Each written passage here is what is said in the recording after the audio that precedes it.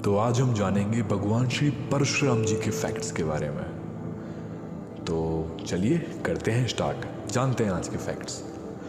परशुराम जी को राम जगदम्न्य, राम भार्गव और वीर राम के रूप से भी जाना जाता है। हिंदू धर्म के अनुसार वह भगवान विष्णु के छठे अवतार हैं। उन्हें सप्त चिरंजीवियों यानी लंबे समय तक जीवित रहने वाले या अमर में से एक माना जाता है, जो कि कलयुग के अंत में भगवान विष्णु के 10वें और अंतिम अवतार कल्कि के गुरु के रूप में प्रकट होंगे। उनके पास कई खूबियां थीं, जिसमें आक्रकामता, युद्ध वीरता, शांति, विवेक और धैर्य भी शामिल थे। भगवान विष्णु के छठे अवतार भगवान परशुराम को क्रोधित ऋषि के रूप में भी वर्णित किया गया है, जिन्होंने पृथ्वी को उनके दुष्ट कर्मों से बचाने के लिए क्षत्रियों के भेष में छुपे अत्याचारी लोगों का सफाया करने की कसम खाई थी। आपको बता दें कि वे जन्म से ब्राह्मण थे और उनमें क्षत्रियों की शक्ति और आक्रामकता थी। इसके लिए उन्हें ब्रह्म क्षत्रिय भी कहा जाता था।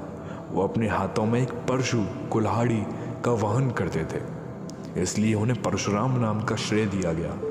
इस वीडियो में भगवान परशुराम के बारे में मैं आपको कुछ अज्ञात तथ्य बताए जाएंगे जो आपको आश्चर्यचकित कर सकते हैं।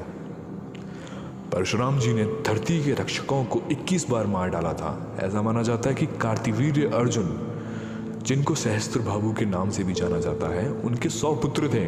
उन्होंने परशुराम के पिता के सभी पुत्रों को मार डाला। ऐसा माना जाता है कि जब परशुराम भगवान की माँ को इसके बारे में पता चला तो उन्होंने अपना सर धरती पर 21 बार जोर जोर से पीटा। इससे परशुराम को इतना गुस्सा आ गया कि वह राक्षसों का सर्वनाश करने निकल पड़े। इसके चलते उन्होंने 21 बार धरती पर से राक्षसों का नामो निशान मिटा दिया। भगवान श्री परशुराम में इतना कौशल था कि एक बार भगवान शिव ने परशुराम की वीरता और कौशल का परीक्षण करने का विचार किया और उन्हें युद्ध के लिए आमंत्रित किया। लड़ाई 21 दिन तक चली। युद्ध के दौरान भगवान शिव का त्रिशूल परशुराम की ओर पड़ा। त्रिशूल से अपना बचाव करने के लिए भगवान परशुराम ने भगवान शिव पर अपनी कुल्हाड़ी से हमला किया, जो भगवान के माथे पर लगी। भगवान शिव परशुराम से युद्ध से प्रभावित हुए और उन्हें प्रशंसा में गले लगा लिया। इसके अलावा भगवान शिव अपने शिष्य के युद्ध कौशल की सराहना के रूप में अपने माथे पर घाव के निशान को संरक्षित करना चाहते थे। इसी कारण शिव को खांड परशु के नाम से भी पुकारा जाता है। परशुराम के माता पिता जमदग्नि और रेणुका ने भगवान शिव के प्रति घोर तपस्या और उनके परिवार में भगवान विष्णु के छठे अवतार की प्रार्थना की। शिव के आशीर्वाद से दिव्य बच्चे का जन्म हुआ और उसका नाम रामभद्र रखा गया। परशुराम स्वयं योद्धा थे। उन्होंने सभी संभावित स्रोतों से तीरंदाजी और युद्ध सीखने के लिए बहुत कड़ी मेहनत की। एक बार उन्होंने भगवान शिव को प्रसन्न करने के लिए घोर तपस्या की और उनसे अपनी कुल्हाड़ी मांगी। भगवान शिव ने उन्हें कई तरह से परखा, उन्हें युद्ध सिखाने के लिए उनके गुरु बने और फिर उन्हें आकाशीय कुल्हाड़ी दी। दिव्य कुल्हाड़ी मिलने के बाद रामभद्र को परशुराम कहा जाने लगा। ऋषि जमदग्नि की पत्नी, पवित्र पत्नी रेणुका अपने पति के प्रति समर्पण के कारण बहुत शक्तिशाली थी। वो हर दिन सुबह नदी में जाती, नदी की रेत से एक घड़ा बनाती और अपने पति की पूजा के लिए उस कच्चे बर्तन में पानी इकट्ठा करती। एक दिन उसने नदी के पानी में एक सुंदर गंधर्व की छवि देखी और अपना संतुलन खो बैठी। इसलिए उसने रेत से बर्तन बनाने की शक्ति खो दी। ऋषि ये बात अंतर्ज्ञान से जानते थे और उन्होंने अपने पुत्रों को अपनी माता को मारने का आदेश दिया। जब उन्होंने ऐसा करने से मना किया तो उन्होंने उन्हें पत्थर में बदल दिया। परशुराम ने अपने पिता की आज्ञा का पालन किया और अपने पिता द्वारा दी गई कुल्हाड़ी से ही अपनी माँ का सिर काट दिया। जमदग्नि अपने पुत्र की आज्ञाकारिता से बहुत प्रसन्न हुए। उसे 2 वरदान दिए। भगवान परशुराम ने ऋषि से अपनी माँ और भाइयों के जीवन को वापस देने के लिए कहा। एक बार परशुराम सूर्यदेव से नाराज हो गए। उसने सूर्य की और आकाश में 7 बाण चलाए।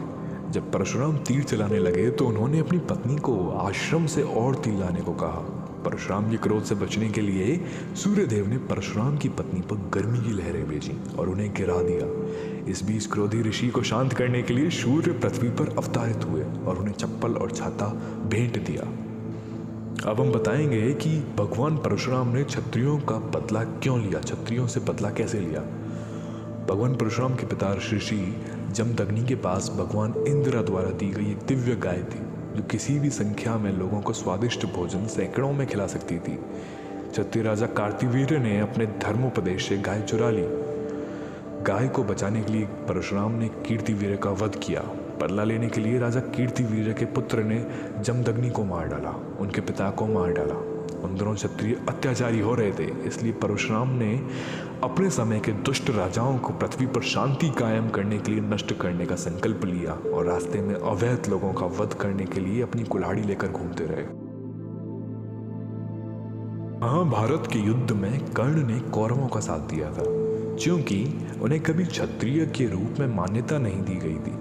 कोई भी गुरु उन्हें युद्ध सिखाने के लिए तैयार नहीं था, इसलिए एक ब्राह्मण छात्र के भेष में उन्होंने परशुराम जी से संरक्षण की मांग की, क्योंकि उन्हें क्षत्रियों के प्रति तमासिक घृणा थी। वे उन्हें कभी नहीं पढ़ाएंगे। एक दिन परशुराम ने अपने छात्र कर्ण को गोद में सिर टिकाकर कुछ देर विश्राम किया। इंद्र का एक भृंग यानी कि बीटल के भेष में आए और कर्ण की जांघ में काटने लगे, जिससे अत्यधिक रक्तस्राव हुआ। कर्ण ने बिना किसी शिकन के सभी कष्टों को सहन कर दिया, ताकि ऐसा ना हो कि वह अपने गुरु की नींद में खलल डाले। जब रक्त प्रभाव परशुराम को छू गया तो वह उठे और पाया कि कर्ण ब्राह्मण नहीं हो सकते, क्योंकि ब्राह्मण इस तरह के दर्द को सहन नहीं कर पाएंगे। इसी बात से क्रोधित होकर कर्ण ने उन्हें धोखा दिया है। परशुराम जी ने उन्हें शाप दिया कि युद्ध के मैदान में एक महत्वपूर्ण क्षण के दौरान कर्ण ब्रह्मास्त्र का मंत्र भूल जाएंगे। इस शाप के कारण कर्ण की मृत्यु हो गई थी। हम सब लोग गवाह हैं इस चीज के। परशुराम ने अपने जीवन काल में कई अश्वमेध यज्ञ किए और अपने सभी सामान ब्राह्मणों को दान किए। उस समय के आसपास द्रोणाचार्य बुरी तरह से अपने पुत्र अश्वत्थामा के लिए भूमि और गाय प्राप्त करने की मांग कर रहे थे। यहाँ तक कि उनके बचपन के करीबी दोस्त द्रुपद ने भी उन्हें कुछ देने से इनकार कर दिया और उनका अपमान भी किया। इसलिए द्रोणाचार्य भगवान परशुराम के पास गए। दुर्भाग्य से परशुराम ने पहले ही सब कुछ गायब कर दिया था, सब कुछ दान दे दिया था। इसलिए उन्होंने कहा कि उनके पास जो कुछ बचा है वो धनुर्वेद या तीरंदाजी का ज्ञान था। द्रोणाचार्य ने धनुर्वेद के बारे में बहुत कम सीखा था और इसलिए वह परशुराम से सीखने के लिए बहुत उत्सुक थे। धनुर्विद्या का ज्ञान उन्होंने भगवान परशुराम से प्राप्त किया। द्रोणाचार्य पांडवों और कौरवों के गुरु बन गए और उन्होंने अपने जीवन में जो कुछ भी चाहा वह अर्जित किया।